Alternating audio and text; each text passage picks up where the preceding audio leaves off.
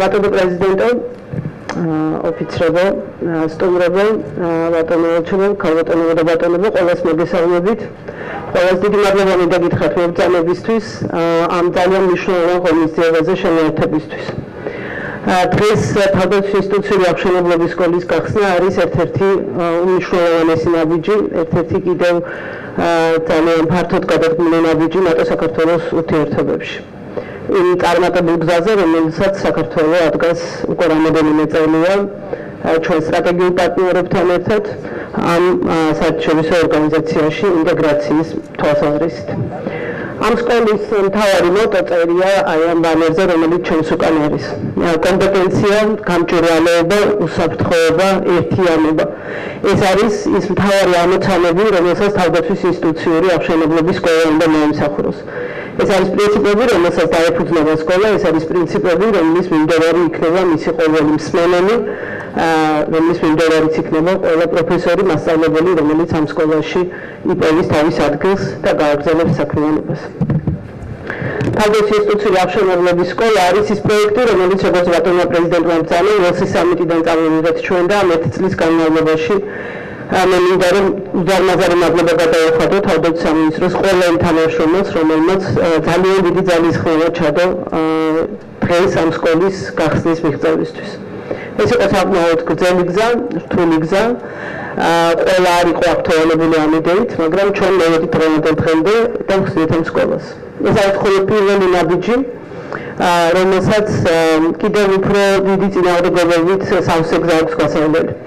ჩვენ ძალიან დიდი იმედი გვაქვს, რომ სექტემბერში სკოლა უკვე მიიღებს პირველ მსმენელებს. პროცესი, რომელიც უნდა ზაფხულის განმავლობაში წარიმართოს, იქნება გამჭვირვალე, იქნება აბსოლუტურად ყველასთვის ღია და მე დიდი იმედი მაქვს, რომ დაინტერესება სკოლის პროგრამით, დაინტერესება იმ ძალიან მნიშვნელოვანი მრავალფეროვანი ღონისძიებებით, რომელსაც სკოლა შესთავაზებს მსმენელებს, იქნება დიდი.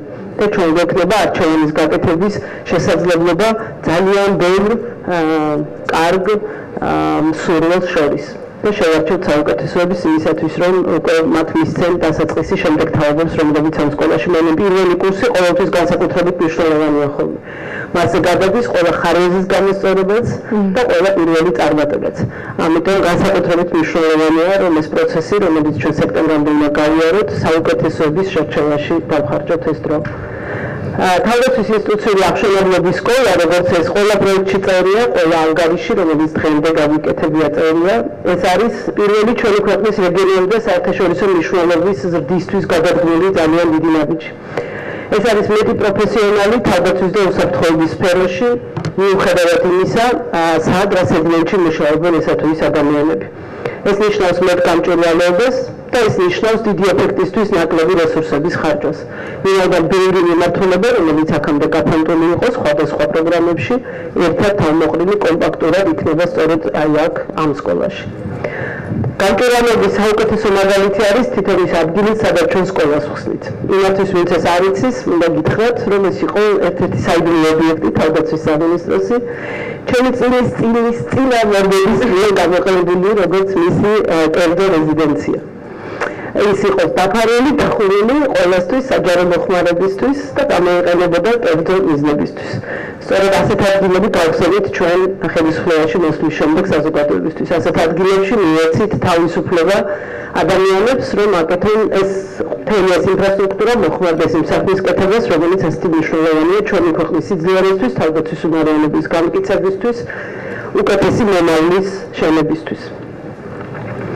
ნატო-საქართველოს ასეულითი პაკეტის ამ მნიშვნელოვანი პროექტის განხორციელებისთვის მინდა განსაკუთრებული მადლობა გადაუხადო ჩვენს გერმანელ პარტნიორებს, პირველ რიგში ჩვენს კოლეგებს, რომლებმაც მიიღეს ეს გადაწყვეტილება, რომ იყვნენ ამ პროექტის ლიდერები, იყვნენ საქართველოს სახელმწიფოს გვერდში პროექტის განხორციელებაში და შესაბამისად სწორედ გერმანელი ოფიცერი ხელმძღვანელობს პროექტს. ასევე მინდა მადლობა უთხრა სლოვაკებს, მინდა მადლობა უთხრა იმ სახელმწიფოს, რომელმაც გამოხატა სურვილი და მზადყოფნა, რომ ჩაერთოს პროექტის განვითარებაში. იტალია და ჰოლანდია არიან ის ქვეყნები, რომლებიც უკვე სულ რამდენიმე ხანში შემოერთდებიან პროექტს და ჩვენთან ერთად იზრუნებენ მისი წარმატებისთვის. ბუნებრივია ეს 4 სახელმწიფო არ არის მხოლოდ 4 და ვინაიდან პროექტი ნატო საქართველოს პაკეტის ფარგლებში ხორციელდება, ამიტომ უზარმაზარია დახმარება, რომელსაც თავად ნატოსგან, როგორც ინსტიტუციისგან ველოდებით და ნატოს გენერალური მდივნის თანაშემწის ჩვენთან ერთად ყოფნა დღეს ამ გახსნაზე ამისი საუკეთესო დასტურია. ის სულ ახლა ხელს დაუნიშნა ამ თანამდებობაზე, რაც მინდა მივილოცო და ის რომ ერთ-ერთი პირველი ვიზიტი სწორედ საქართველოში განახორციელდა სამიტამდე ერთი კვირით ადრე, როდესაც ყველას კარგად მოგეხსენებათ, როგორი დატვირთულია ბრიუსელში დღის წესრიგი, ალბათ არის საუკეთესო ნიშანი და დასტური იმ მზადყოფნის, თანამშრომლობის სურვილის, წარმატების ერთად მიღწევის, რომელიც ჩვენ ყოველდღიურად გრძნობთ ჩვენი პარტნიორებისგან. ჩვენის მხრივ ბუნებრივია ძალისხმევას არ დაიშურებთ, რომ ზუსტად ისე, როგორც ამ ერთი წლის განმავლობაში თანამიმდევრულად, პრინციპულად, უფრო მეტი რესურსის მობილიზებით, ყველაფერი გავაკეთოთ პროექტის წარმატებისთვის და თავდაცვის ინსტიტუციური აღშენებლობის სკოლა გავხადოთ რეალურად იმ სტანდარტის მატარებელი, რაც შეესაბამება ნატოს გზაზე მდგარ საქართველოს. ყველას გილოცავთ ხელმოკლე დღეს და ძალიან დიდი მადლობა ყველა საქმებრძანებისთვის და ჩვენთან ერთად დღეს აქ ყოფნისთვის.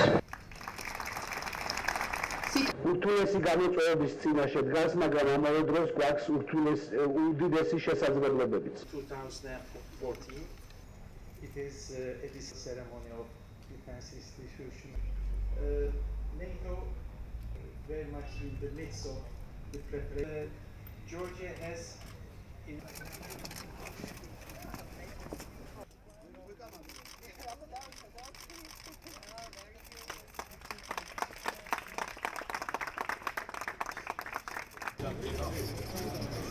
ჩემ ბავშვობაში კედელზე წონის არ ვიყავი. ამუბანში